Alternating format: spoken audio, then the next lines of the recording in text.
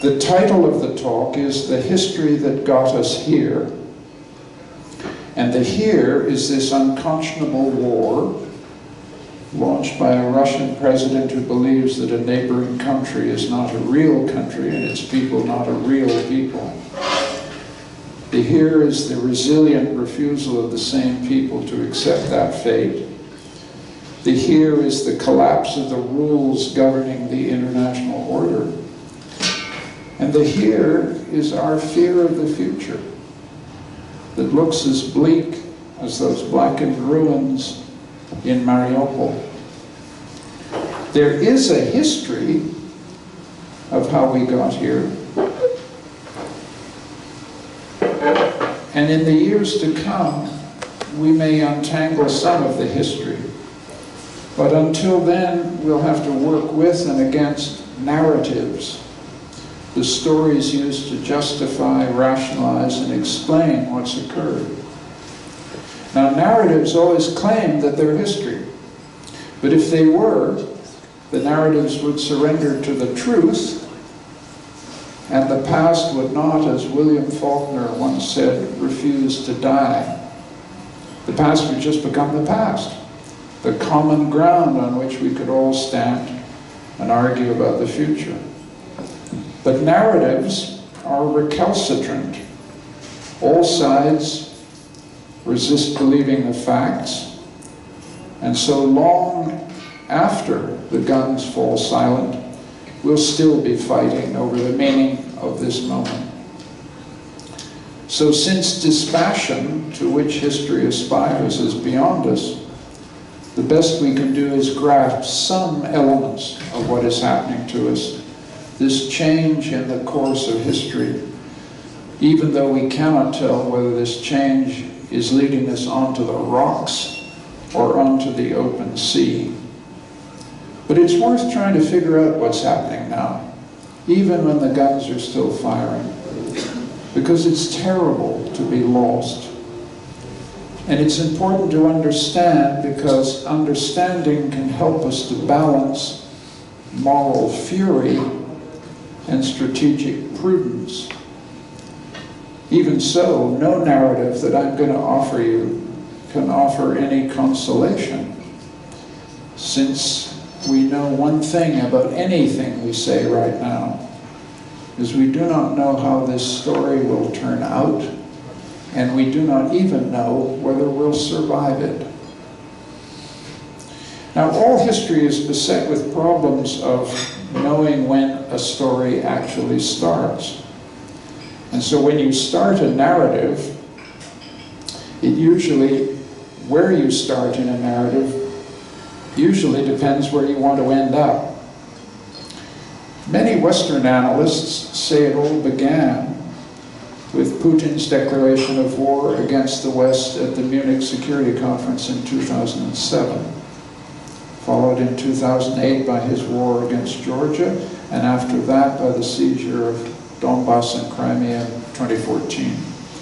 But the interesting thing is that Putin's own narrative, his own history of the war, doesn't start there at all. It begins in the 9th century with Vladimir and the conversion of the Slavs and the birth of the Orthodox Church in Kiev. Putin obviously knows where he wants his narrative to end up. So his history begins by beginning there with the claim that Russia began in Kiev, and therefore Kiev must belong to Russia. Now, he's an ex-KGB officer, so he's not a historian, and he's not original. Most histories of Russia start where he starts, with the claim that Vladimir the Prince, who accepted Christian baptism to align his princedom with Constantinople and with Byzantium, is the true beginning of all exercises in Russian state formation that came afterwards. Muscovy, the Russian Empire, the Soviet Union, the Russian Federation, it all starts back in Kiev. What's new with Putin is he uses this very old story to deny another country's right to exist. it also achieved some other things.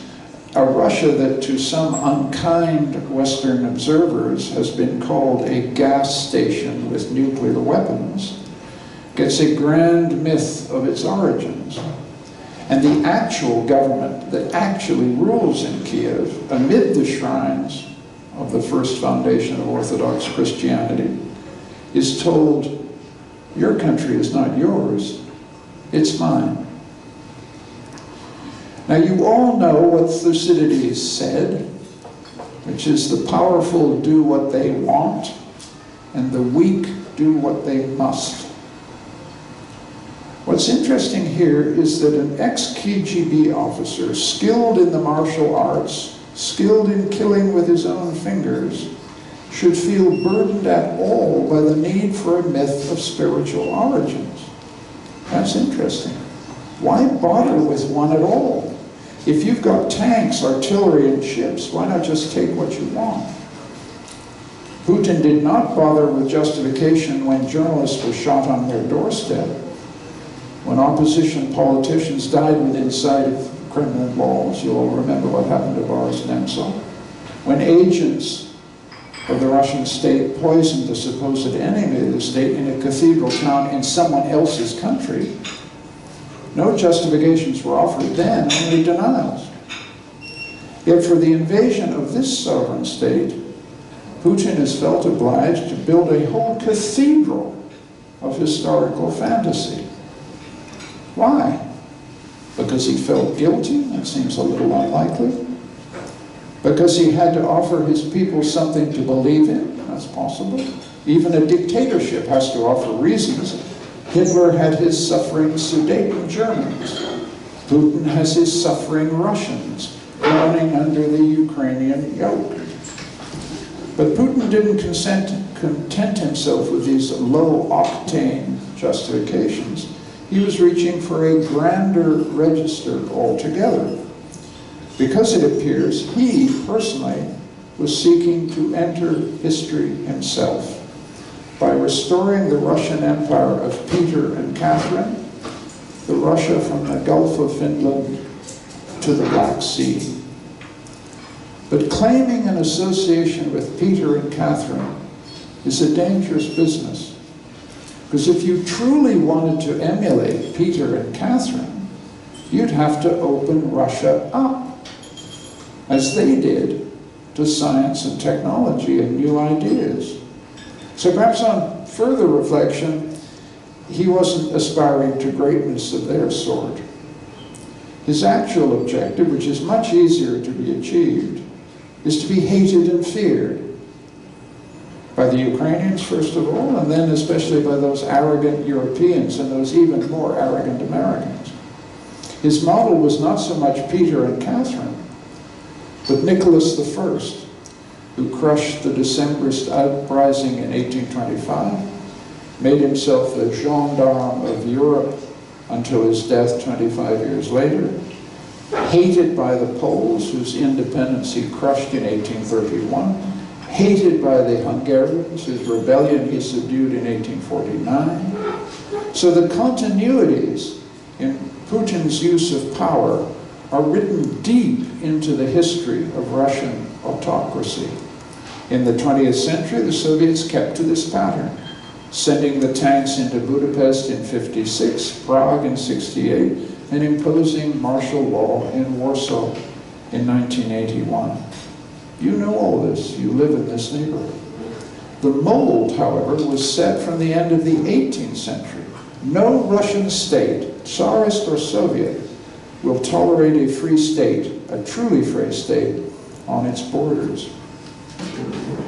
To achieve this goal, to be feared like the Tsars of old, he attended to himself to the creation of a historical myth with the same meticulous care that he's devoted to crushing internal opposition, supporting Assad's destruction of the Syrian people, rebuilding his military forces, eliminating his internal rivals. He looked upon history writing as a strategic operation. And it is said that he crafted this essay that I'm going to discuss last summer himself with minions bringing him the historical documents down a long tunnel that separates him from his people in his dacha outside Moscow. He labored for months. It's all his own work. It's a narrative denying the place that calls Kiev its capital was ever a country, or its people were ever a people. Now, one of the advantages of being a president, after all, is that your historical imagination can take flight. It faces no limit, no actual engagement with reality. So you're free to claim that a country is run by Nazis when its government is led by a person of Jewish origins. And when the Russian speakers you claim to be saving face no threat at all. For narrative inventions of this kind to pass from fantasy to the legitimation of an actual invasion, two things need to be in place first of all. First, a totalitarian space in which independent journalism has been crushed, university faculties of history have been silenced, NGOs have been neutered as foreign agents, and state television carries your message to the furthest reaches of Siberia. This ensures that once your message is sent out across the many time zones of Russia, you will only ever hear the echo and re-echo of your own voice. And that voice will reach deep into the psyches of a Russian audience that, thanks to having been severed from the outside world by your propaganda, remains locked in sentimental nostalgia for a Soviet past that makes any encounter with present reality impossible.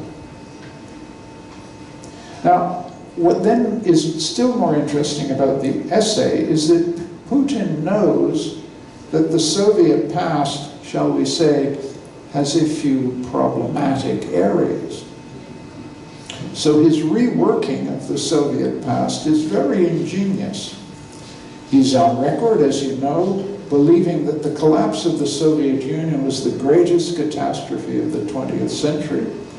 And doubtless his own memory of burning KGB codebooks in the back gardens of a safe house in Dresden as the Berlin Wall came down in 1989 is a painful memory, a traumatic moment he wants to avenge.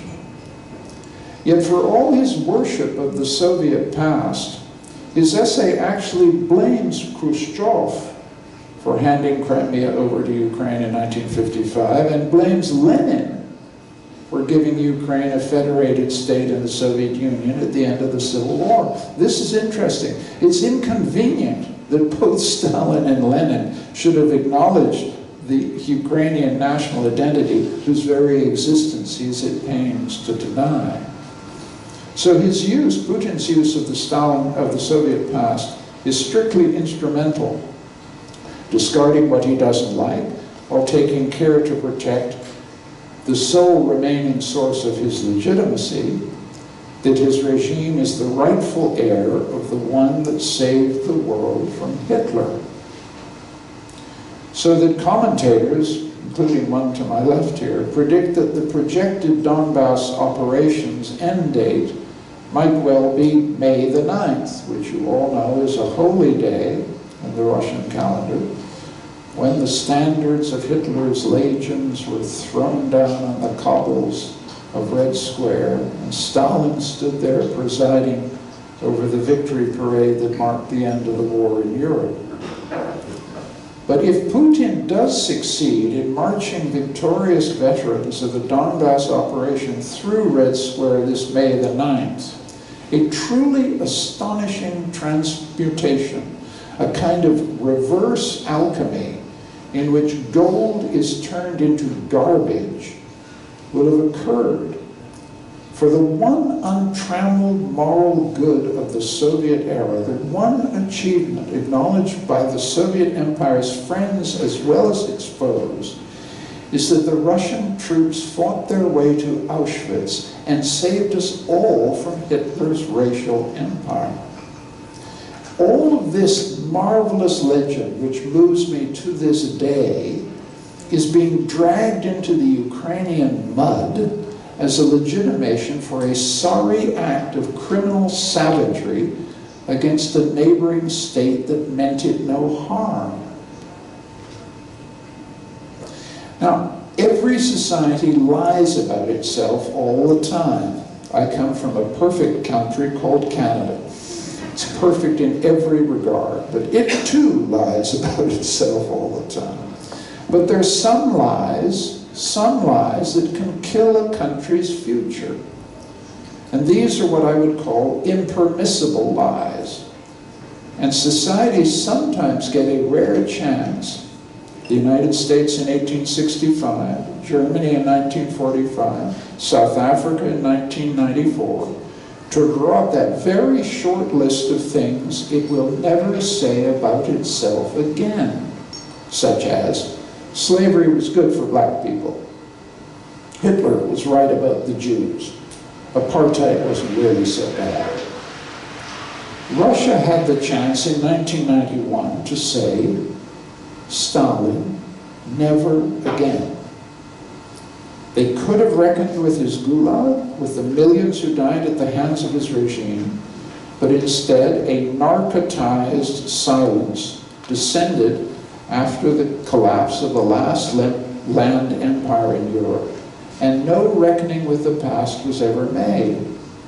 Now the West has its share of blame here for it. The advisors, many of them my colleagues at Harvard, instructed the new governors of Russia that history didn't matter, and that only shock therapy and a rapid conversion to a market economy were necessary to rescue a country from 80 years of tyranny. And it's not as if there hadn't been courageous Russian voices who had told the truth about their past all along, but they were not listened to in the mad rush to be Western as quickly, as painfully, and as forgetfully as possible. The consciences of the country, Akhmatova, Brodsky, Sakharov, Solzhenitsyn, never got the chance to imprint their message into the country's soul. There were no truth commissions, as there were in South Africa, no public hearings, and no prosecution of KGB torturers and agents. In the Wild West of the 1990s, as state property was privatized, as everyone plundered what they could, no reckoning was made with the haunted past. As for Akhmatova, that was poetry. As for Solzhenitsyn, that was literature. Their words had no premonitory force to warn the young generation. In this carnival of amnesia, a blank page was created, on which Putin could write his narrative and justify his invasion as a vindication of Russia's history's red thread, its story of expansion and conquest. And it's no accident that in the very weeks before the invasion, his regime shut down Memorial, the last remaining Russian organization seeking to tell the truth about the Russian past. And so the regime now feels entirely liberated from any obligation to the truth. It uses the Security Council chamber in New York to spew out hysterical falsehoods. The worst thing is that it lies to the parents of the soldiers who shed their lives for this criminal enterprise. And the whole catastrophe leaves Russia's most entrepreneurial and critical people, anyone with a nodding acquaintance of their country's actual history in the 21st century, with no choice but to flee their country to Yerevan, Tbilisi, Istanbul, maybe Sofia, the places that left that will take them in. Now, Putin's historical essay last summer turns out to have predictive value because it tells us what his war aims actually are. He will not be satisfied with Donbass, with Mariupol and its land bridge, with the gas fields in the Sea of Azov for control of most of the Black Sea coast. It's the entire country that he wishes to eliminate. And if he can't have it all now, he will bide his time until he can have it later. Now that Ukraine has fought him off at the gates of Kiev, he's going to try again. And if he tries again and once again is beaten off, He will settle, if only provisionally, for a wrecked and devastated Ukraine, prostrate on his frontier, on his border. And if his own defeat were to loom, his knowledge of history tells him that when Russian regimes fail in battle, as the Tsarist regime did in 1980, somebody's trying to tell me something. That when Russian regimes fail in battle, as the Tsarist regime did in the Russo-Japanese War of 1905, these regimes then enter their death throes. And any Russian leader in the grip of a history-making fantasy who then faces humiliation on the battlefield is a profoundly dangerous figure, especially one with his hands on the world's largest supply of nuclear weapons. He's also dangerous because he's angry. His military have failed him. His intelligence services have lied to him. And the Ukrainians have ripped apart his account of reality. And they forced him to confront the stubborn resilience of a people he told himself did not exist. It appears that his actual understanding of Ukraine is frozen sometime in the early 1990s. In that period, when Ukraine was ruled by the likes of Leonid Kravchuk and Leonid Kuchma, those mediocrities typical of late Soviet times, the rulers in Moscow could believe that there was nothing left in Kiev or Lviv but a former Soviet people digging themselves out of the ruins of an empire. And the man that Putin put in control of Ukraine in 2010, Viktor Yanukovych, was cut from the same Soviet cloth, that same laminated hairstyle, the same wooden language, the same shameless greed. And in his cynicism, Putin must have thought Ukrainians deserve no better. But as you know, they had ideas of their own. Putin failed to understand his Ukrainian opponent, but it's significant that NATO and EU similarly failed to understand the Ukrainians. They too thought that the Ukrainians were a Sovietized, passive, fatalistic, submissive, resigned to the inevitable. And these preconceptions inspired the predictions that you all remember, that the war that began on February 24 would be over in a week. Everyone, Putin, the West, failed to notice that the Ukrainians, wanted to make their own history.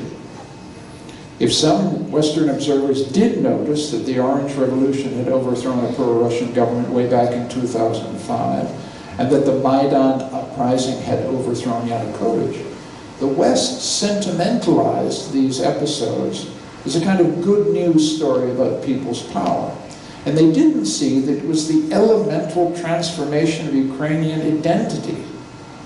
Maidan was not a winter carnival, but something grimmer and much more formative, a brutal battle between Berkut, the hated armed police of the regime, and implacably determined young people that played out in running street battles, not over a couple of weeks, but over 3 months, 92 frigid winter nights.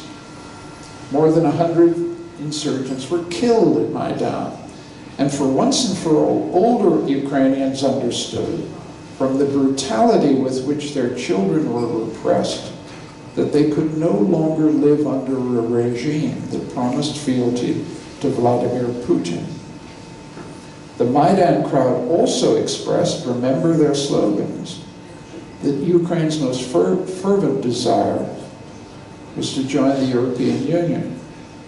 And it is one of the tragic ironies of the story, of the history we're living through, that the most passionate believers in the European ideal turn out to be the people who've been denied entry to Europe. Yet the belief in this ideal still endures. Maidan is why the Ukrainian president could live without joining NATO, but not with the idea that he'll never join Europe. And Maidan is also why Europe's failure to give whatever survives of Ukraine a path to EU membership would be a betrayal never to be forgotten.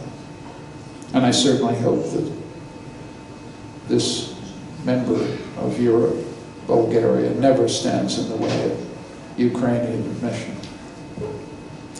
Maidan should have taught Putin that he was dealing with a people who would resist him to the death. Instead, it taught him that if he couldn't rule Kiev directly through a surrogate, he would take what he wanted of Ukrainian territory as quickly as possible. And so followed his seizure of Donetsk and Luhansk, and the Green Men parachuted into Crimea. And then followed 8 years of grinding warfare in the trenches of eastern Ukraine. Yet again, neither the West nor Putin fully understood how transformational of the identity of Ukraine the war in the East turned out to be. Iron seems to have entered the souls of the Ukrainian people. And 8 years of war seems to have revolutionized their army, turning it from a Soviet relic to a national force. So when the West discovered, after February 24, the lethal effectiveness of Ukrainian small arms platoons in the defense of Kiev, our surprise was tinged with a kind of condescension. We'd failed to see what adversity, what an existential threat can do to a people's psyche, not to mention their military preparedness. Everything surprised us, even a former comedian's transformation into a war leader with a showman's gift for communication. But now that we're no longer surprised by the Ukrainians, we run the risk of sentimental bad faith. Ukrainians are fighting for what we call our values, but we're not the ones doing the dying. Like the Afghans before them, Ukrainians have discovered how painful it is to be someone else's proxy. Proxies fight the battles, but they learn that they're on their own if they face defeat. Ukraine now reluctantly accepts that they cannot have the air cover they desperately need, lest NATO aircraft and Russian planes and missiles lock onto each other and we all get dragged into World War III. The Hungarians learned that same lesson in '56, the Czechs in '68, the Poles in '81. If this is the painful reality, then as Russian tanks and artillery mass for the assault on the Donbass, the Ukrainians can hope to hold them. There's a good chance they can. But without NATO air cover, they can't hope to drive them out. And if the Ukraine can't recover Donbass or Mariupol on the coast, the Zelensky government may have to settle for a peace that leaves these in Russian hands. And this will be painful. And such a denouement recalls an earlier episode, the Finnish Winter War against Stalin's divisions that ended in March 1940. And we need to remember that that war also went very well for the Finnish defenders at first. Small arms units fighting to defend their home territory were more than a match for Soviet firepower. But eventually the Russian tanks broke through the Mannerheim line and forced the Finns to accept a peace that ceded national territory to the invaders.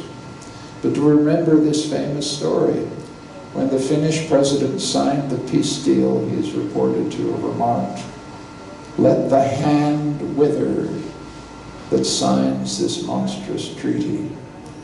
And these are words that President Zelensky may come to understand only too well. War always shatters illusions, and Putin's illusions have been truly shattered. He knows his intelligence services and his military lied to him. He knows that Ukraine exists and his people will fight to the death. His own regime, his own survival is now in question, and dictators cornered by history and by their own follies are both dangerous and unpredictable. He's also had the disagreeable discovery that another of his narratives, one of the narratives that circulates among us, I'm sure, one of his narratives proves wrong, and that is the irretrievable decadence of the United States and its alliance system. Dictators often mistake the squabbles and divisions intrinsic to democracy as signs of weakness, and they're often taken in by the jeremiads of decline that intellectuals like us like to write. But on the contrary, both NATO and the European Union have been slapped awake. The danger he faces now is that in the wake of Bucha, in the wake of Mariupol, Western passion and unity may overcome our prudence. And this is a real danger for all of us. We're struggling to balance our conviction that something terribly wrong has happened with our equal awareness that we mustn't allow moral indignation to choose those instruments that would result against our own intention in a war that destroys the whole of Europe. But understand what that means. We will have to shut our ears to desperate pleas from people who have been truly wronged. We will have to reject calls to repay like with like. They will put out their hands for help, and we will remain silent. Hopefully, we will be cunning, choosing those instruments instead that impose sacrifice upon us, an embargo on Russian oil and gas, for example, without pitching the whole world into an abyss. In its disappointment at our prudence, Ukraine has awakened from its illusions about NATO and the EU.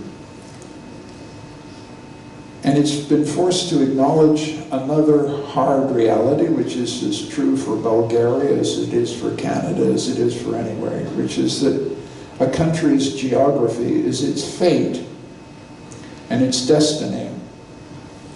In Ukraine's case, the destiny would not have been so cruel had Russia undertaken a democratic path on the two occasions in which it was possible, after 1905, when the defeat forced the czars to grant a constitution, and after 1991, when Yeltsin had for a second the chance to make a democratic transition.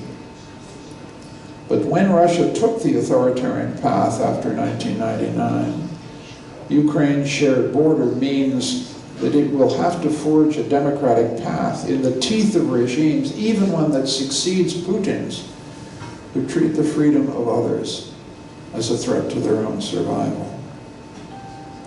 The war has also shattered illusions in the West, the most basic of which was that with the end of the Soviet Empire, we'd entered an age beyond war itself.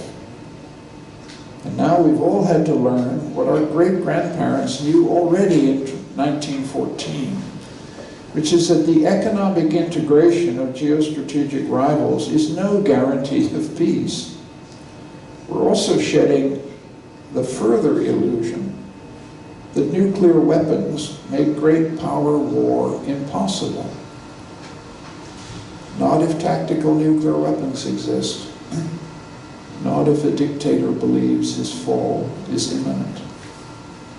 We're in genuinely uncharted territory here, a place where the history, the analogies, the parallels give out, and we're truly on our own, living the news from moment to moment, wondering, for example, just this weekend, whether the sinking of a cruiser in the Black Sea helps or hinders our chances of avoiding a nuclear war.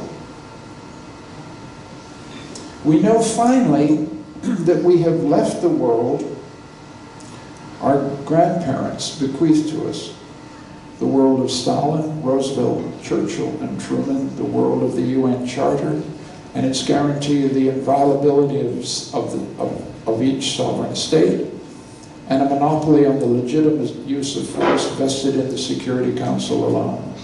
We all knew that these rules were more honored in the breach than in the observance. But they were rules, they were such principles as existed in the cruel world of international relations. We also knew that Russia was hardly the only Security Council member whose violence and brutality have weakened these pillars of international order. It has not been pleasant to watch the Russians reminding the US and its allies that Russia was not the first to launch interventions in other sovereign states without the approval of the United Nations, not the first to destroy villages in order to save them, and not the first to lie to the international community. It's not agreeable to realize that NATO is paying the price today for Kosovo 1999, for believing, as I did, that an intervention might be legitimate even if it wasn't lawful. The Russians objected then, and they are cashing in now. The US is also paying the price for Iraq 2003, for believing that the world would line up behind the overthrow of a lethal tyranny. And when the US looks around the UN, it discovers Indonesia, India, Middle Eastern states, Venezuela, Nicaragua, and Latin America, and above all China, standing on the other side of this war. Judging by the number of abstentions in current UN votes, Russia is less alone in the world than the US might wish it to be. The US and Europe may believe that they are facing up to Russian imperialism, but much of the world believes that it's facing up to American imperialism. Such is the price a superpower pays for breaking the rules it pledged to uphold. So the war finally can be understood as a reckoning the West has to make with its own role in the weakening of the international legal order. Equally, however, the claim that the West brought all of this upon itself by violating international law in Kosovo and Iraq, by making vain promises of NATO enlargement to Georgia and Ukraine, by extending NATO to the Russian frontier, all of this lets Putin off the hook. And it's also an imperial cast of mind, very current among all of us who think we're post-imperialist in our mentality. It's an imperial cast of mind to believe that the only agents who make history are called Russia, China, and America. This is what is called realism, but it is the realism of fools, because it denies the historical agency that turns out to matter as much as the will of the strong. A form of agency which Bulgaria understands pretty well. It's the agency of small peoples. The Baltics, the Eastern Europeans, who when the wall came down in 1989, begged for a NATO security guarantee to give their fledgling democracies a chance of survival. And what is the Ukrainian cause, finally, but the desire of a small nation, one of those weak ones in Thucydides' Melian dialogues, who want to defend their right to remain free, side by side with a great power. This is the same agency that the Taiwanese are claiming, the right to make your own history, to write your own narrative, despite geography, despite the hostility of the great ones, despite everything. In the ruins of the world of our grandparents, the world of 1945, this is at least one desire that seems worth defending: the right of a small people to write its own history and do so in peace.